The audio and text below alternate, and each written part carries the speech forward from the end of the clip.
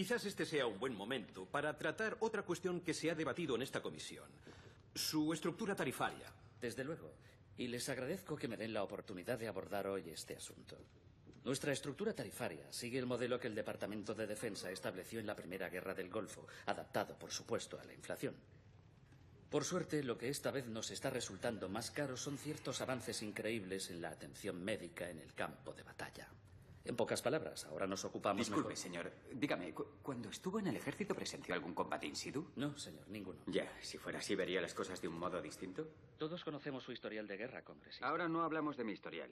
Hablamos de las numerosas acusaciones de atrocidades cometidas por Point Corp y sus contratistas filiales contra la población civil en Irak y Afganistán y... Son unas acusaciones sin fundamento. De acuerdo, iré al grano. Desde que se declaró la guerra contra el terror, ¿sus bienes personales han aumentado en más de 250 millones de dólares?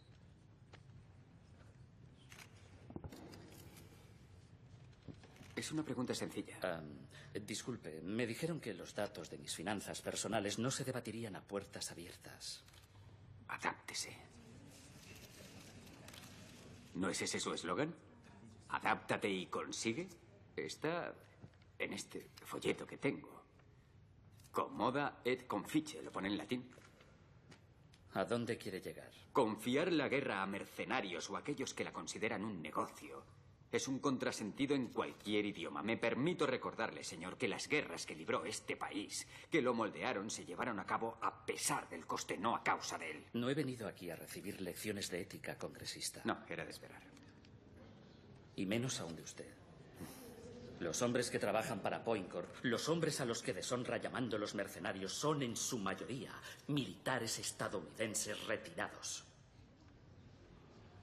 Es un gran sistema, ¿verdad? Nosotros pagamos su adiestramiento y usted se enriquece matándolos.